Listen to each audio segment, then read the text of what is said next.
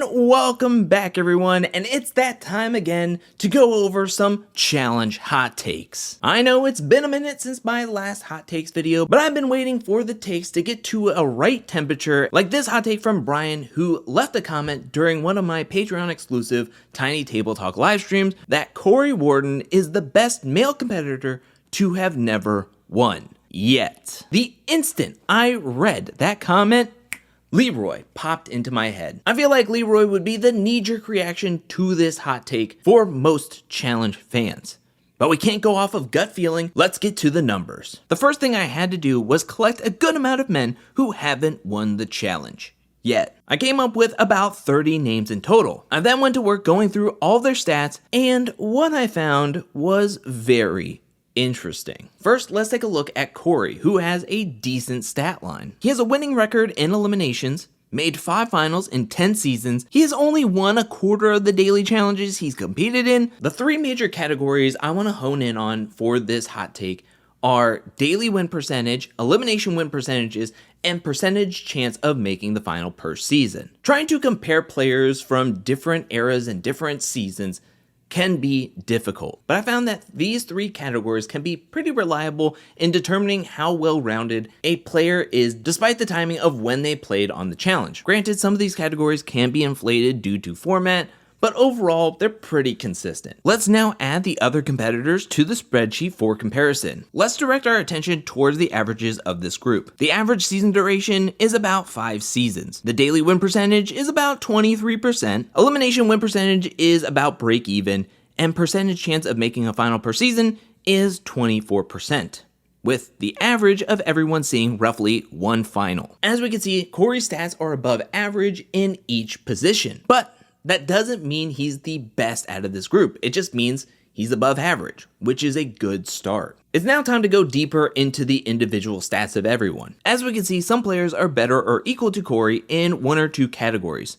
Leroy has the same elimination win percentage, but has slightly lower percentages in the other 2 categories. Theo, Pauly, and Horacio are looking good being higher in 1 category and tying Cory in another. To get a clear picture, let's filter out some of these players off the list. Let's start by removing everyone who has a lower daily win percentage than Cory. From that result, let's remove the players who have a lower elimination win percentage than Cory. 3 players remain. Now, I think Luke is a very solid player, but him only having done 2 seasons and making 1 final, I feel like we didn't get to see a whole lot of him. I think I'd rather just filter him out for now. Besides Cory, that leaves one person who not only has above average statistics in each category, but is better in each category than Cory. Fessel. So that's it. Fessel is the best to have never won the challenge. Well, not quite. I don't think there's that much of a difference between the stat lines to deem Fessel the outright best to never win yet on the men's side, especially when we look at how each player was able to finish the finals they appeared in. In his 5 final appearances, Cory has never finished lower than 3rd. He has had 3 second place finishes and 2 third place finishes. Fessel, on the other hand, never finished better than 4th place. Not to mention, Cory made finals competing against Fessel and finished better than him each time. Fessel may be able to put together a good regular season, but when it comes down to crunch time, he just isn't able to put it together. Call it unlucky. Call it not being observant. Call it not being conditioned enough. Whatever it is, Fessel hasn't looked like a serious contender once in a challenge final. So to me, this is a good challenge hot take. The next challenge hot take is one that I've heard before, and multiple people submitted it on my community post, and that is Devin is going to become the next Wes. I think that this line of thinking was inevitable because both are seen in the same kind of light, both are very strategic, and they're both best friends. So it's natural to think that Devin is going to be the immediate successor to Wes. But it's hard to see anything looking at their total stats. I mean, Wes has done over 17 seasons, is a 3-time champ, but instead of comparing their total stats, what if we looked at Wes's stats from his first 7 seasons and compared them to Devin's stats of his first 7 seasons? Now this looks intriguing. His and Devin's elimination percentage is much closer. Granted, Wes has seen double the eliminations by that point in his career, so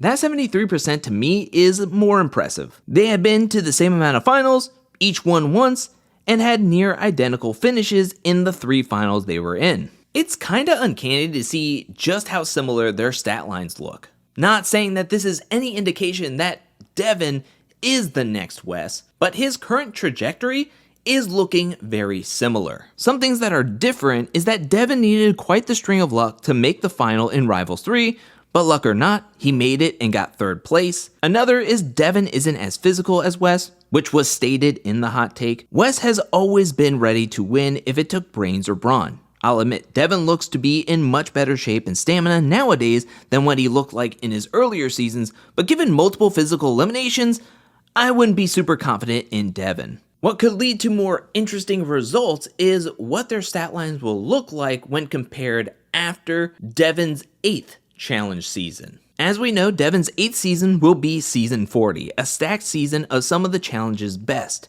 Not saying Devin has to win it necessarily, but he would need to put together a solid showing if he wants to keep up with Wes, who in his 8th season put together a flawless season in Rivals 2 to score his 2nd win of his challenge career. For now, and just looking directly at the stats, I would say that this too is a good hot take.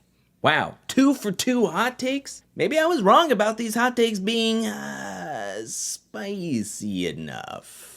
Alright, so Survivor Ryan is coming in saying that Nicole Z is the least deserving All-Star, and it's not close. Now, I'm not a Nicole Z fan, but I couldn't help but think that this hot take is flying a bit too close to the sun. First, we need to figure out what least deserving means in the context.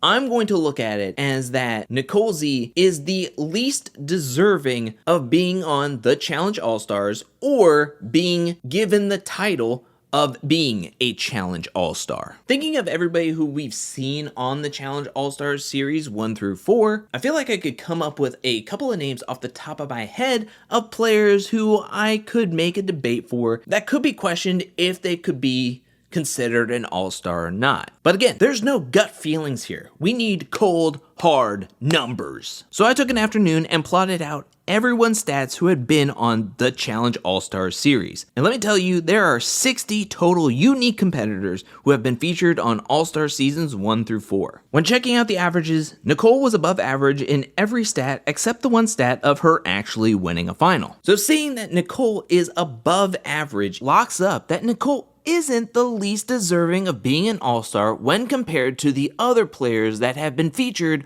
on the All-Stars series. But now I want to push it further. Where does Nicole fall in this list of all-stars? And who would fall beneath her? In the daily win percentage, Nicole is better than 34 other players. Nicole has the best elimination win percentage at 100%. Alton has the 2nd highest. In the final win percentage, Nicole is one of 35 people who have never won the challenge to be featured on All-Stars. And Nicole is tied for 2nd in the percent chance of making a final per season. She's tied with Mark at 75%, and Alton is number 1 at 80%. There's 30 people who haven't won as many daily challenges as Nicole. Out of those 30, 13 haven't won more than 1 elimination, and out of those 13, 5 haven't made a final. I think there's players here that we can reasonably say that Nicole isn't better than, especially compared to the champs who have been featured on All-Stars. But this also proves that Nicole Z isn't the worst or least deserving of being called a Challenge All-Stars. And I'm solely saying stat-wise. Now, if you talk about vibe-wise, that's up for debate. So I would say that this is a bad hot take. I understand personal preference is involved, but putting that aside and just looking at the stats, Nicole Z isn't the least deserving. We'll get back to the video very soon. I first wanted to take some time to say thank you so much for watching this video. But if you would like to support me and the channel further, you can go over to patreon.com/angelcakevids. Over at Patreon, there is a ton of exclusive content, ranging from exit interviews, one-on-one interviews, weekly live streams, premiere challenge content, commentary videos, watch parties, access to challenge fantasy games, and much more. So if you like the content that I'm creating and would like more of it, then please consider checking out my Patreon at patreon.com/angelcakevids. Thank you again for watching and supporting the channel, And now back to the video. The next hot take comes from another Patreon member saying that Dunbar is underrated as a challenge competitor slash champion, and then also clarifying that Dunbar is not last on the all-time champions list. I can agree with Slick. Dunbar, despite being a champion, usually gets discredited for what he's accomplished on the show. Now, when I think of Dunbar, I think of a passable challenge competitor, but what do the numbers say? Now, unlike what I did for Nicole's hot take, I could not see myself statting out every single challenge champion in the history of the challenge. But what I did do was I statted out every single one-time challenge champion in challenge history. Why would I stat out every single challenge champion? We're not trying to figure out if Dunbar is the best champion. He isn't, and I certainly wouldn't put him ahead of anybody who has won the challenge multiple times. So let's see where Dunbar falls amongst other one-time challenge champions. As we look at Dunbar's stats, his daily win percentage is really low, having won only 4 daily challenges in his challenge career. His 2 wins out of 6 eliminations is pretty subpar, and having made only 1 final in 6 seasons is bad. I'm gonna say it, it's bad. And when comparing his numbers to the average of all the one-time challenge champions, Dunbar is below average, and not by just a little bit. Something in Dunbar's favor though is the average season count for all the one-time champions is around 3. That means Dunbar had some sticking around power compared to the majority. But that also makes me think that if Dunbar was given more seasons and more chances, wouldn't his stats be better? He's the 7th worst at daily win percentage. He's tied for the 10th worst in elimination win percentage. And Dunbar is by far the worst when it comes to actually making a final. The only person closest to him in this category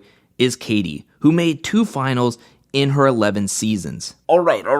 We needed to start utilizing the filters on this spreadsheet. How about we filter out the players who have only done 1 season? It's just hard to get a clear picture with people from just 1 showing. Now let's filter out the people that have seen 1 or 0 eliminations in their entire challenge career. Now we should filter out anyone who has a better than 25% chance of making a final. Once the dust settles, we are left with 8 names. Let's do one more filter and take out anybody who has a winning elimination record. We are left with Dunbar, Johanna, Katie, and Cyrus. Now, I don't want this to get misconstrued. I'm not saying that these are the 4 worst challenge champions in challenge history. The point of the filters are that these players had more than enough chances to show their abilities, they played in a good amount of daily challenges, 4 or more eliminations, and had more than a fair share of making finals. But when it came down to it, they have below average numbers. Now, it doesn't help that many one-time champions only did 3 seasons, so they have less numbers. But even in saying that, the 3 or lower season players stepped up when given limited opportunities and they made the most of them. Whereas someone like Dunbar, who was given double the chances to win, show his capabilities, make connections, etc., just didn't do much with it. I don't think that there is enough evidence here to accurately say that Dunbar is the worst champion, but I do think that this kind of shows that he's on the bottom tier of the champions list. So going back to Slick's hot take, I can agree that Dunbar isn't on the bottom of the champions list. But what I don't agree with is saying that Dunbar is underrated. Now the final hot take is less about statistics and more about my personal opinion, where Joseph says, while I love the show, the finals format is broken. Very few eliminations are truly endurance-based, and yet every final is vastly tilted towards endurance and specifically long-distance running. A break from this norm could be really interesting and diversify the champion pool. I completely disagree with this hot take. I understand that the final is much different than what goes on in the actual season, but I think that's what makes the final the final. I want the final to be bigger than life. I want the final to be the biggest test the competitors have had to face. I understand where this hot take is coming from, but I think the final being so different than what we've seen in the actual season and the competitors do is exactly what I want in a final. Why would I want to see the competitors redoing daily challenges in a final? I think I feel so strongly about this after watching All-Stars 4 final. Granted, a lot of people hated that final because of the star twist, but let's be real, the finals were boring before even getting to that star loop and finding out what the twist was. I mean, people were complaining about how underwhelming that final was. And thinking of other challenge finals that weren't long runs or more just stages of different daily challenges, like season 11, like season 32, which season 32 did have a lot of running, it was just cut out. I just think not everybody is built to win a final, and if you're not competing and conditioning yourself enough for a long distance run or a bigger final to outlast and endure better than your competitors, maybe you shouldn't win a final. And let's be real, the only real way to diversify the champion pool is not to have challenge champions on a season. Let's go back to All-Stars 4. That final was pretty much the best equalizing final that we have seen in the history of the challenge. Yet what it showed us was that if players like Laurel and Cara Maria make the final, they're going to be the top dogs and the favorites to win that final because they are better equipped than everybody else who was in the final. So if you want to diversify the pool, the players are going to either have to play harder to get the champions out, like Cara Maria, like CT, like Johnny Bananas, like Laurel, or they're just going to have to not cast them like they did for season 39 Battle for a New Champion. Because those players specifically know how to go through a season, win daily challenges, win eliminations, make a final, and then win finals. It's been proven. So for me, if you're putting together a season that has returning champions, like bigger names like in season 40, I say make the final big, grand, and make them run. Make them earn it. Push them to their limit.